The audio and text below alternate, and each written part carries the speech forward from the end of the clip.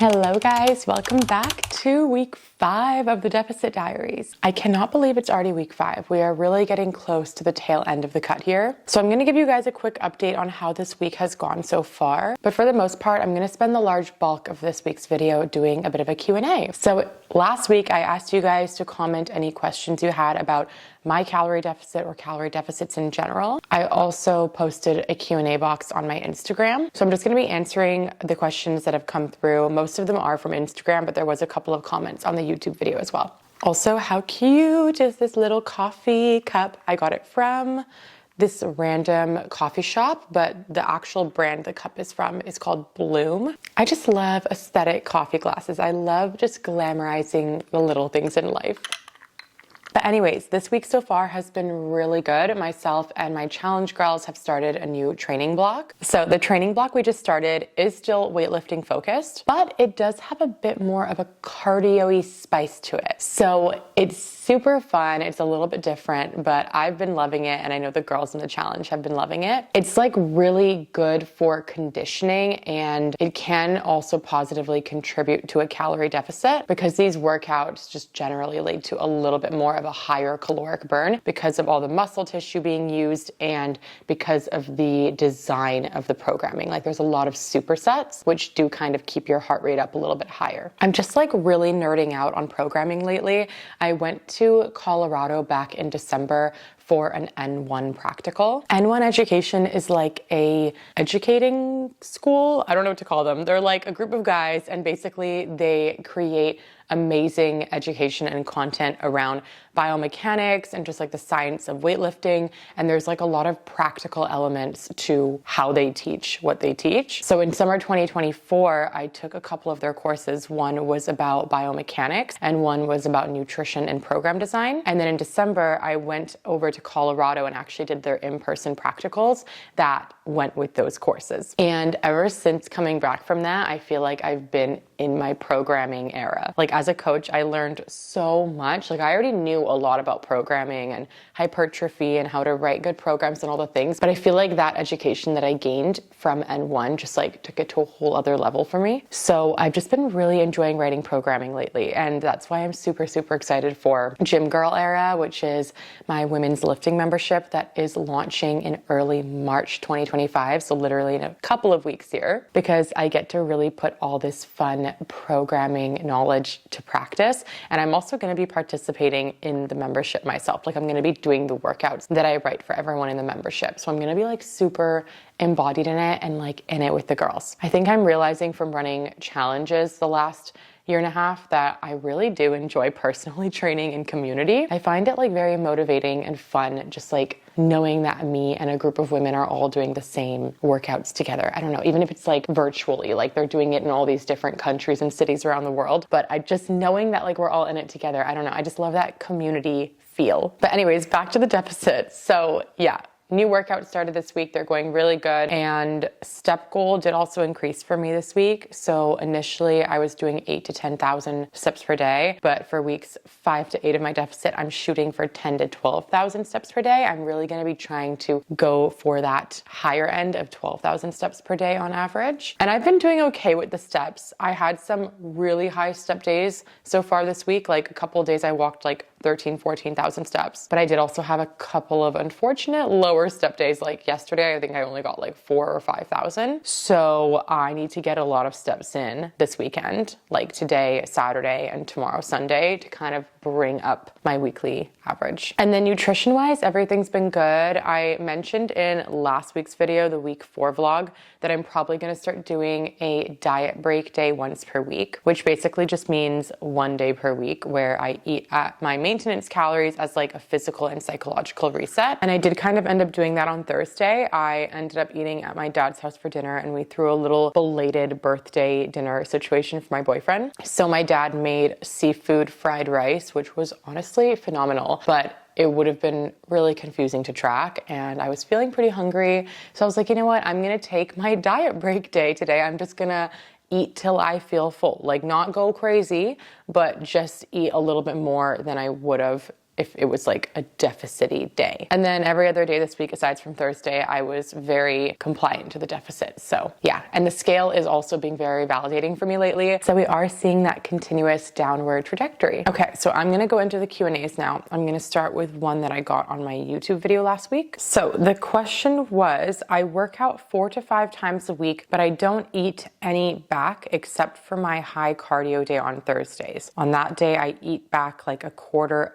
or half of what my watch tells me. Do you think it's possible to save your workout calories, even if you aren't 100% sure they are accurately displayed on a watch or whatever, for meals? It makes sense to me with calories in, calories out, but I'm just not sure. Thanks. Okay, so to answer this question, I want to start by explaining the approach that I take when calculating my deficit calories. So what I do is I first figure out what my maintenance calories are, and then I base my deficit calories off of that. Like I will subtract like 15 or 20% off of my maintenance calories, and that will be my calorie deficit calories that I will be aiming for every day. Now, what are our maintenance calories comprised of? Well, our maintenance calories are just another way of saying our total daily energy expenditure, because when we are eating the same amount that we expend calorie-wise per day, we are at calorie maintenance. So if your total daily energy expenditure is like 2,000 calories, you burn approximately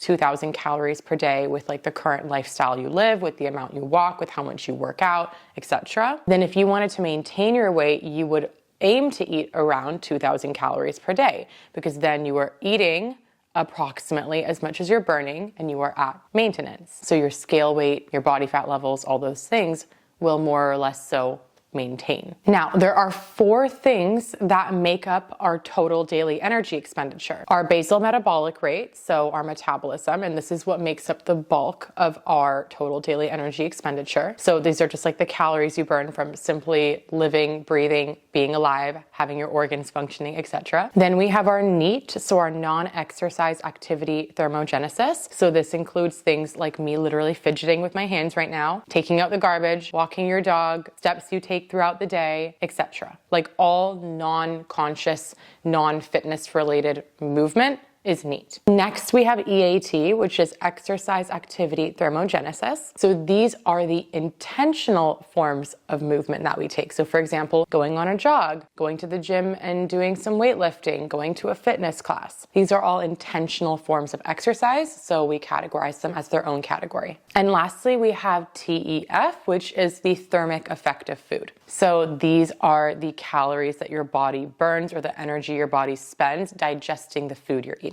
And fun fact, protein does have the highest thermic effect, meaning that your body actually burns more calories digesting protein than it does digesting carbs and fats. So in a way, eating more protein can actually help you burn more calories in a day. But anyways, so our TDEE, the total amount of calories you burn in a day, is comprised of your BMR, your NEAT, your EAT, and your TEF. Remember, your TDEE is the same thing as your maintenance calories, and your maintenance calories are what we are basing our deficit calories off of. We are subtracting based off of those maintenance calories. So when you zoom out and look at all that, you realize we have already accounted for your activity, like your weightlifting, your cardio, all that stuff, when we calculate your maintenance calories. So when you say that you are eating back the calories that you are burning based off what your watch tells you, you don't actually need to be doing that, because you have already accounted for those calories that you're burning from your fitness activities when you calculate your TDEE. Like the weightlifting, the cardio,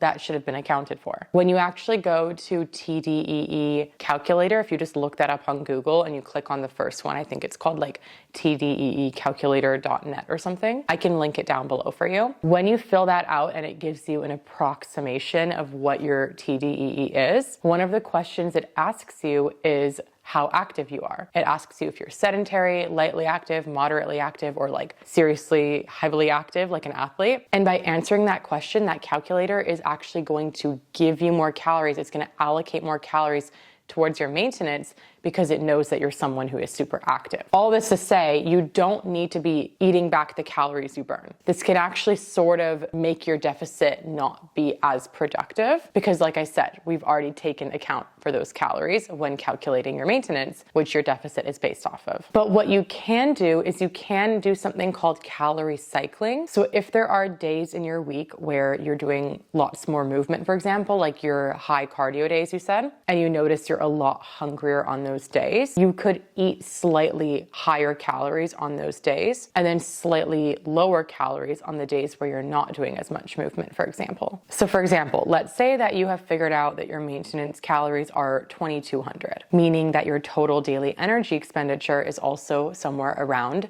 2,200. Because remember, TDEE and maintenance are the same thing. Then you calculate your deficit based off of your maintenance. So you take 2,200 and let's just say you subtract 15% off of that. So you're going to do a 15% deficit. So that would mean that your calorie goal every day is 1,870 calories. Now, if we did 1,870 calories times 7 days in a week, we get 13,090 calories for the week. That is how many calories you're aiming to consume across the 7 days. But let's say there's 2 days a week where you have like a heavy cardio day and you're a little bit extra hungry on those days. So you want to allocate more of your calories towards those days. Let's say those 2 days are Tuesday and Thursday, and you want to eat 2,000 calories those days instead of 1,870. Okay, so we're going to have 2,000 calories on Tuesday and 2,000 calories on Thursday, which means between Tuesday and Thursday, you're having 4,000 calories, right? So then if you do the math and you take your total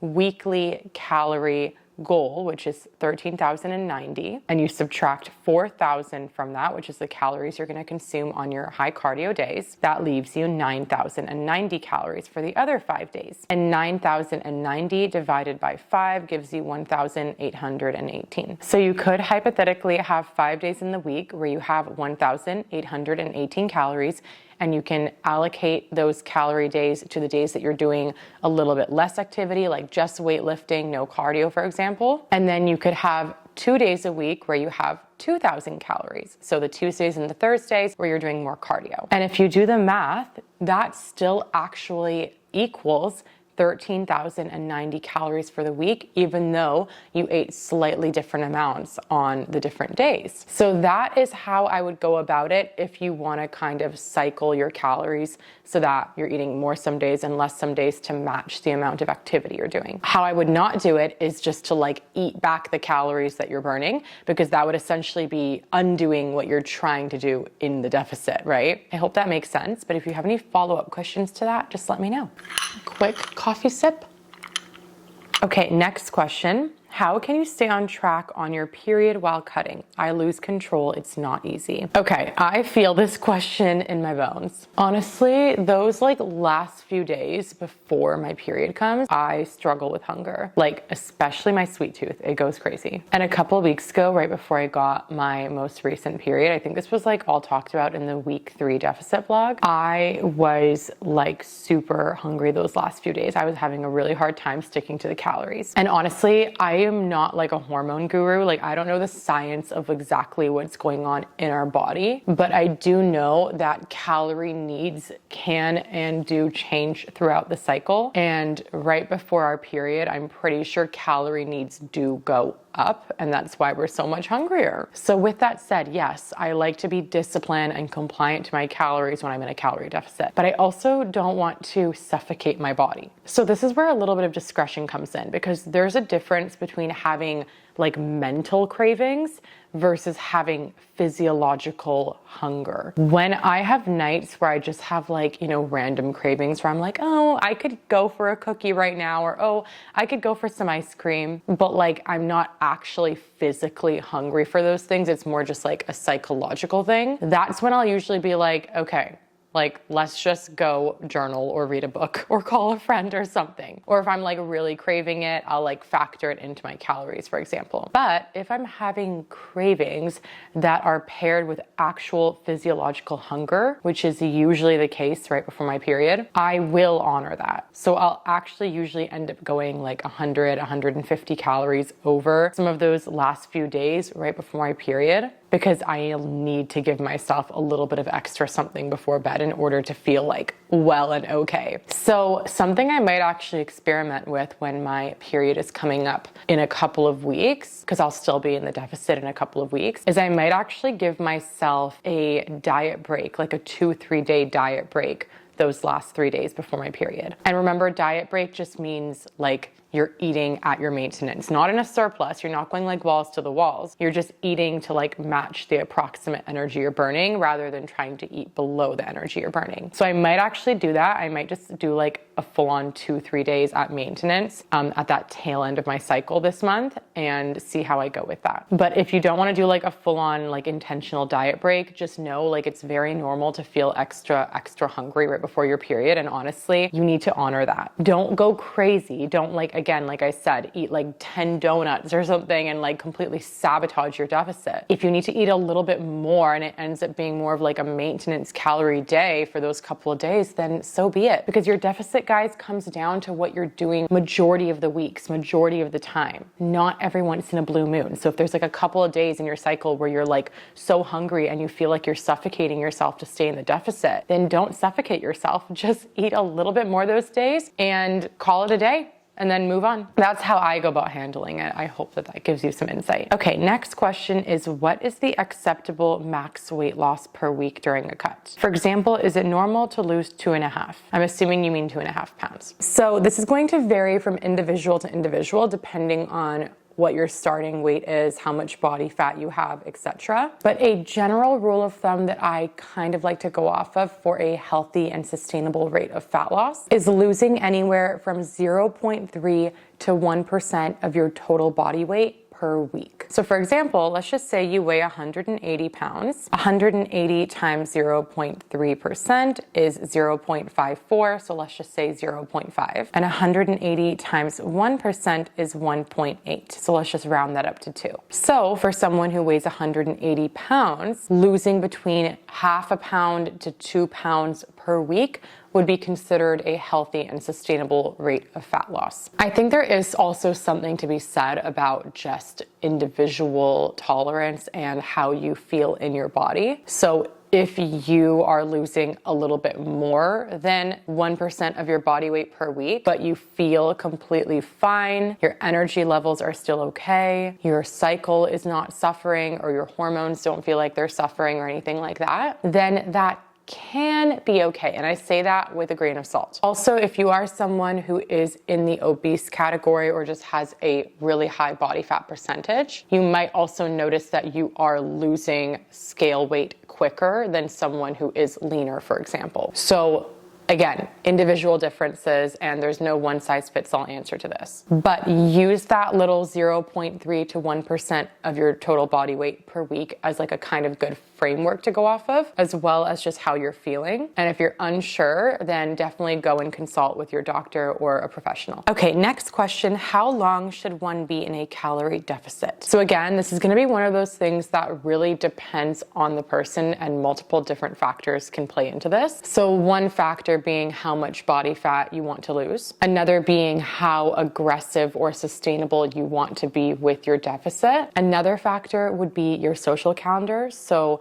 how long of a stretch of time do you have before your social life starts to get really hectic, or you have like travels and vacations and stuff coming up? Because it's so much easier to be in a deficit in seasons of life or during the weeks of life where you don't have a ton going on socially, because then you can eat and track majority of your meals from home and be a lot more compliant to the deficit. And then another factor is also just like psychological preference and compliance ability. So for example, I'm the kind of person that once I'm in a cut for up to 10 weeks, I kind of start to get really mentally and physically over it, and my compliancy just starts to drop anyways. So knowing that, I usually will not plan a calorie deficit for myself that is longer than 8 to 10 weeks long. And if those 10 weeks pass and I didn't lose the amount of body fat that I wanted to, like I didn't hit my goal weight, I will just take a break anyways and go back to maintenance for a bit, and then do a second cut later on and tackle the remainder of the body fat that I couldn't lose in the first cut. This is actually exactly what I'm doing right now. So rewind about a year and a half ago now,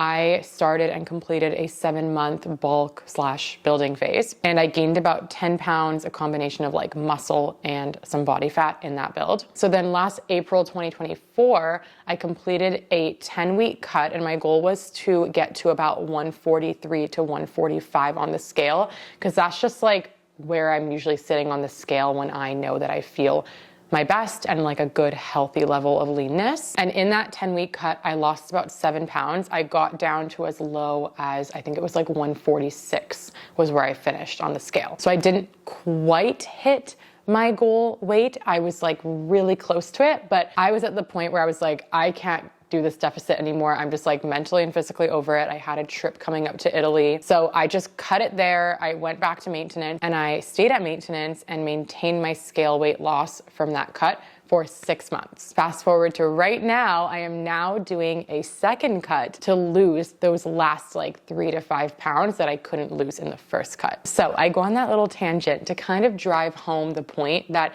if you're someone who has a pretty big weight loss goal, like you have a lot of body fat that you want to lose, it's important to know that you don't have to do it all in one cut. You can absolutely break it up into 2 to 3 cuts, which are separated by intentional maintenance phases. But to answer your initial question, which was how long should someone be in a calorie deficit for, I think a good general range for a majority of people is anywhere from 8 to 16 weeks. 8 weeks being kind of more of like a smaller, more of like a mini cut. So that's good for anyone who just wants to lose between like 3 to 7 pounds kind of thing, like under 10 pounds. So someone like me who just wanted to lose like 3 to 5 more pounds would fit well into that kind of category. If you're someone who has a little bit more body fat to lose, then you could aim for the higher end of like 12 to 16 weeks. But 16 weeks is kind of the longest I will recommend a client be in a calorie deficit for before taking a break. And even when I do have clients that do a calorie deficit that's up to 16 weeks, we will usually set up the deficit at a level where it's not crazy aggressive because they're trying to keep it going for the long game. And I usually will give them some intentional diet breaks throughout those 16 weeks somewhere in there, just for like psychological and physical wellness. So yeah, I know that's like a super broad answer, but it really does just depend how much body fat you want to lose, how sustainable or aggressive you want to be with it, the personality you have, the kind of person you are. Like if you're someone who just kind of mentally gets over things after like 8 to 10 weeks, or if you're someone who's okay settling into something for a little bit longer. But honestly, most people after like 10 to 12 weeks do need some sort of a break. So if you are going to do a longer deficit, make sure you are planning in diet breaks, or just get a coach, because it's so much easier when you have a coach that's giving you the game plan, and then all you have to do is just follow their guidance. Okay, next question. What should I not eat in a calorie deficit? So there are actually no such thing as weight loss foods, guys. You can actually be in a calorie deficit eating anything as long as you are staying in your calorie deficit. So you are staying in your calorie budget. Last week, I literally ate A&W. Like I ordered a crispy chicken burger with fries and a Diet Coke, and I still lost weight. I also eat dessert like half the nights of the week, and I'm still losing weight. It comes down to calories. Calories are king when it comes to calorie deficit. With that said, no matter what phase of nutrition you're in, whether it's a calorie deficit, a maintenance, a surplus, do always do your best to aim for whole food sources for majority of your meals, just for like overall optimal health. It's not all about aesthetics and weight loss. We also do want to just be like healthy internal humans. And yes, like I said, hypothetically, you can lose weight eating anything you want as long as you're staying in the calorie deficit. With that said, to make the deficit easier for you psychologically, you do want to try to make sure majority of your meals are comprised of foods that have a lower calorie density.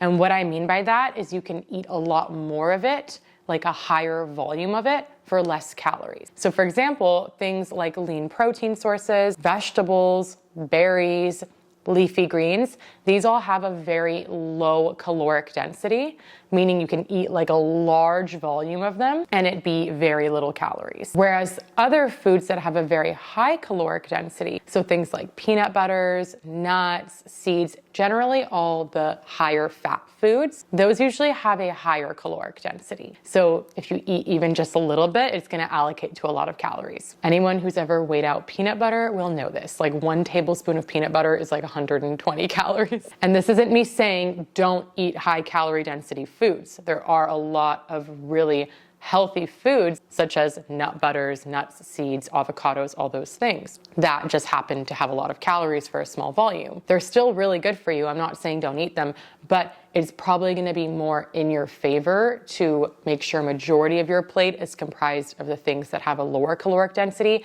so that you can have more volume on your plate, and then just sprinkle in some of the higher calorie density stuff. I hope that helps, but yeah, no foods are off limits. You can lose weight eating anything, but you'll be able to eat more volume if you're aiming for things that have a lower caloric density. Okay, next question is, how do you deal with hunger attacks, especially after lunch or in the middle of the afternoon? I know exactly what you mean when you say hunger attacks. Essentially, there's like this point in like the mid-afternoon, like in between lunch and dinner, where you just start to feel really hungry sometimes. So how I handle that is I have a couple of different strategies actually. One is I do try to time my coffee of the day, because I usually just have 1 coffee a day. If I have more than one, I start to get a little bit anxious. So in a deficit, I do try to time my 1 coffee a day to post lunch. This not only helps me with my afternoon workflow, because I usually find in the afternoon I start to get like less motivated. So having that caffeine in the afternoon, like right after lunch, helps me to kind of get through my last work block of the day. But it does also kind of suppress my appetite a little bit, as we know caffeine does, which does help tide me over until dinner. And I want to be clear, guys, I'm not telling you to just drink coffee so that you have no appetite to help you stay in your deficit. I'm not trying to tell anyone to do that. However, it can be strategic to time your caffeinated beverage to the time of day where you find you tend to struggle a little bit more with hunger, because it is going to kind of put those cravings at bay a little bit. So for me, I usually like to time my coffee right after lunch. That's one strategy. The other strategy is you just have to have a roster of like tide me over calorie friendly snacks handy for when those hunger attacks hit you. So for example, things like a protein smoothie, yogurt, beef jerky, turkey roll-ups, or like one of my favorites is cucumbers and tomatoes with like salt and pepper and drizzled with a little bit of balsamic vinegar. Or just like any large plate of veggies, like literally go ham on the veggies, because they're great for snacking, they're great for your health, and they generally have very little calories. So they're a great way to like kind of tide yourself over until dinner. So that's kind of how I handle it. And like we kind of talked about in some of the previous questions, if you're at a time of your cycle where you're just having like crazy amounts of cravings and you're having so many hunger attacks that it's like debilitating your ability to like focus or think about anything else, then you might want to think about implementing diet breaks or higher calorie days on those specific days of the month when you know that your hunger is going to be extra aggressive. Okay, next question. Can I regain fat with the same diet that I did before? I feel so guilty. Okay, first of all, please do not feel guilty. I want to say that something the industry is really lacking is more education around weight maintenance. There's tons of education online about how to lose body fat, how to create a calorie deficit, like all that. But there's not a whole ton of education online about what to do after the deficit ends to avoid regaining the weight back, and how to actually eat at maintenance long term. Because a calorie deficit, guys, is just one part of the equation to your goals. If you don't just want to lose the fat, but you want to keep it off, you need to learn how to do maintenance and how to do maintenance well. I can do like a whole video all about maintenance if you guys want me to chat more about it. But to answer your initial question, yes, you could lose weight the same way that you lost it before, which would be by creating a calorie deficit. But I would highly recommend that this time, after your deficit ends, make sure you have a proper exit strategy. In other words, what I would recommend is after your deficit ends this time, do a reverse diet, get back up to your maintenance calories, and actually track at your maintenance calories for at least 3 to 6 weeks. By doing so, you are going to be teaching yourself what a day of eating at your maintenance looks and feels like. And then eventually you can transition into like partial tracking, partially mindfully eating, and then eventually fully mindfully eating. But just going from like tracking in a calorie deficit to like going balls to the walls and just like eating whatever we want again, 99% of the time, this is gonna lead to us regaining the body fat back. Again, I can do a whole video on this, so just let me know if you have any follow-up questions to that. Okay, next question is, if I stop lifting due to exam season, will I lose muscle on my calorie deficit? Okay, so a couple of things when it comes to this topic. One is we don't just lose muscle overnight. It takes about 3 weeks of being completely detrained before we really start to lose muscle mass. So if you're just gonna take like 1 to 2 weeks off from the gym to focus on studying, you're probably not gonna lose any noticeable amount of muscle mass during that time. But if you are completely detrained for 3+ weeks, that's when we can slowly start to actually notice muscle loss. So that's one thing to consider here. But another thing is when you are pairing being detrained with also being in a deficit, our chances of losing muscle are higher, yes. So when you think about what's actually happening in the body when you're in a calorie deficit, is you're putting your body in a state where you are burning more calories than you are consuming, right? Our body doesn't like this. Our body always wants to be at homeostasis. It wants us to be eating as much as we're burning. It wants to be getting back as much energy as it's putting out. So when it's not getting that energy that it needs from you eating food, it has no choice but to resort to stored sources of fuel to get the remaining energy that it needs. In other words, it's going to resort to stored body fat and or stored muscle mass. If we continue weightlifting while we're in a deficit, and this is why it's so important to weightlift while you're in a deficit, guys, what you are signaling to your body is, hey, this muscle is being used. Think of it like you're telling your body, the muscle is an essential worker and it can't be laid off. So by continuing to weightlift in a deficit, what you're communicating to your body is, hey, this muscle needs to stay. We need to preserve it. So take the fat instead. That plus eating enough protein. So weightlifting and eating enough protein while you're in a deficit is gonna help your body to preserve the muscle, and it's gonna be more likely that the fat is gonna be what's taken for fuel. But even when we are weightlifting and eating enough protein in a deficit, we still can and probably will lose a little bit of muscle in a deficit. You gotta do what you can to promote the preserving of muscle in a deficit,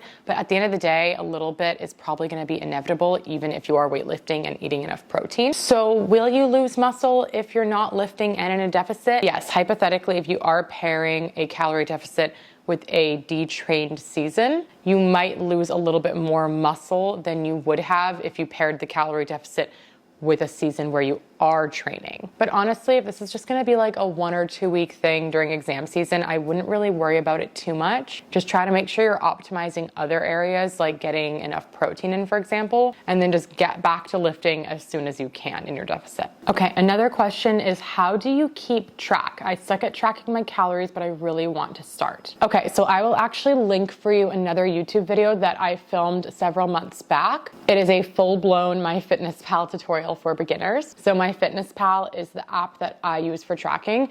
And in this tutorial, I literally break it down to like the very, very basics of tracking. It might seem like scary and overwhelming, but honestly, it's not as hard as people think it is. It literally takes like 2 seconds. You just have to get used to doing it. And one of the biggest things, guys, is don't track with a victim mindset. I noticed that a lot of people will start tracking and then they'll be like, oh, this is so annoying. Like, this takes so long. Like, why do I have to do this? And they like kind of turn themselves into a victim and they kind of like victimize the whole situation, which is only going to make it like 10 times more miserable for you. But if you shift your mindset to a lens of, I am tracking for a short season of life to help me get from A to B. And by tracking for this short season of life, I'm going to be gaining an immense amount of knowledge and education around nutrition, which is going to help me feel more empowered to make better nutrition choices during this deficit and far beyond. If you go into it with that mindset, you will feel mentally a lot better and it will be a lot more smooth sailing. So yeah, I'll leave that video for you linked down below. Give that a watch and just take it one day at a time. And if you're ever stuck, just leave me a comment in one of my videos or literally just just open up like TikTok or YouTube or Instagram and search up like how to track blah, blah, blah, or like put in your tracking question. There's like so much content online that answers pretty much every question. I pretty much learned how to track my macros from like the internet.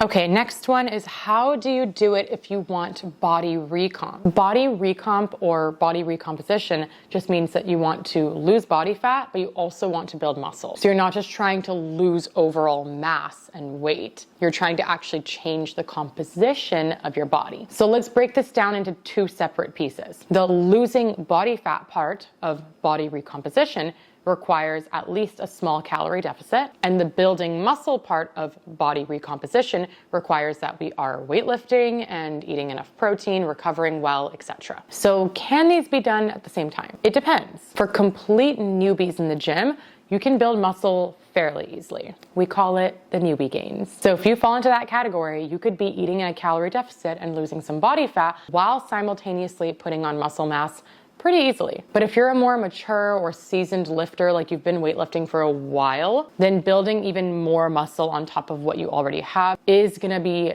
better accomplished in a maintenance phase. Can it still happen in a calorie deficit? Can you still build muscle in a calorie deficit?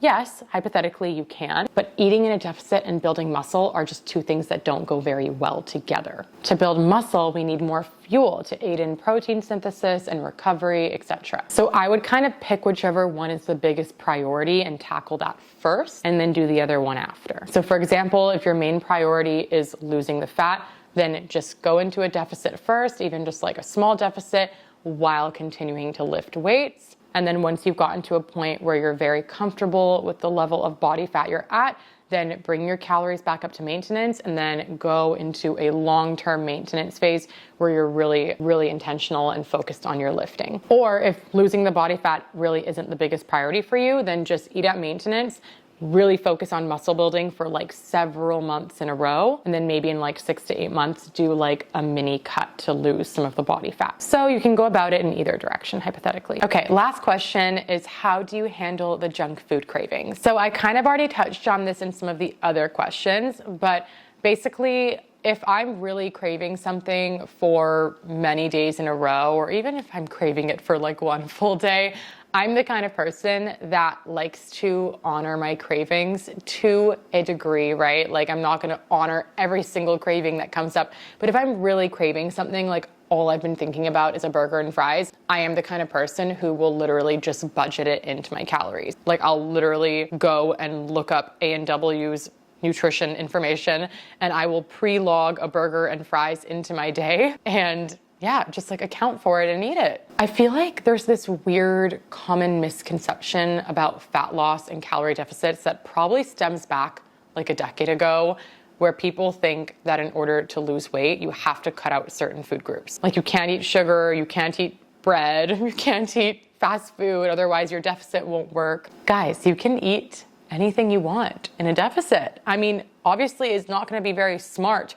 or healthy to eat a burger and fries every day in your deficit. But if you're really craving it, you can fit it in. Same thing goes for cookies. Same thing goes for literally anything else. I am down almost 10 pounds between my last two deficits, and at no point in either of those deficits did I tell myself I'm not having sugar, I'm not having bread or pasta, or I'm never gonna have a burger in this deficit. And it's actually that exact line of thinking that is holding people back from being able to successfully accomplish a deficit, because people go into it with this mentality of I'm gonna cut out all these food groups. And how long can someone actually maintain that for? Maybe like a couple of weeks before they just break because their cravings take over, right? What if you got to go into your deficit knowing there's no food off limits here? I just have this budget of calories that I'm gonna aim for each day, and I'm gonna try to fill a majority of that budget with like whole foods, healthy foods, and then I'll also squeeze in some fun foods or some soul foods. If you got to do it like that, wouldn't it feel so much less overwhelming? Well, guess what? That is how you get to do it. That's how I'm doing it. That's how all my clients do it. That's how all my challenge girls do it. And it's working for them. So there is no reason why it wouldn't work for you too. It really doesn't need to be as complicated as people make it out to be. Anyways, I'm gonna end the Q&A there. Thank you guys so much for these questions. I actually have a lot of fun sitting down and answering these. So I'll definitely do more YouTube content like this in the future. If you guys have any follow-up questions to any of the topics I discussed, please feel free to comment them down below. And I will be back tomorrow for my week 5 deficit recap. So I'll see you guys in that video. Hello guys, happy Sunday. Just quickly coming in to do my weekly deficit update with you guys. Also, I am just making a bagel with some cottage cheese. I put some chili flakes and garlic powder in my cottage cheese, and then I'm gonna sprinkle it with a little bit of honey. I feel like I really like that sweet and spicy savory combo with cottage cheese. I don't know. Anyways, okay, so week 5, my weekly scale average this week was 144.93, which is nearly 1 pound down from the week 4 weekly scale average, which was 145.86. So we are making some really good progress this week. Okay, and then also just something funny that I noticed. So all week this week, my scale gains were 145 or under. And then this morning, Sunday, I step on the scale and I'm 145.8. So then I go and look at my cycle tracking app, and I am due to ovulate either tomorrow or Tuesday. And if you've seen my other deficit vlog videos, you'll know that for me, one of the trends I notice in my body is my scale weight always goes up like clockwork right before or as I'm about to ovulate. Then it goes back down, and then it comes back up again right before my period comes. Those are like the 2 times of the month I notice my scale weight spike up. So when I saw that this morning I was nearly 146, I was like, huh, okay, interesting. And then of course I go and look, and it's that time. Seriously, it's like clockwork.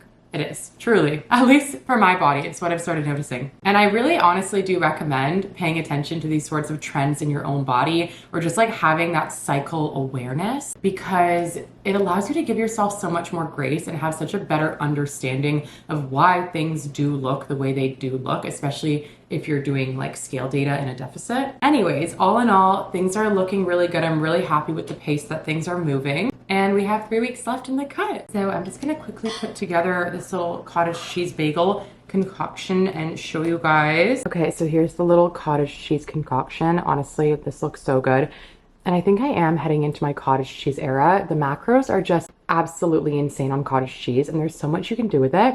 So I really want to start experimenting with it. And if you have any recipes or things you love doing with cottage cheese, please let me know. Also, happy Valentine's Day / week, guys. How beautiful are these roses my boyfriend got me?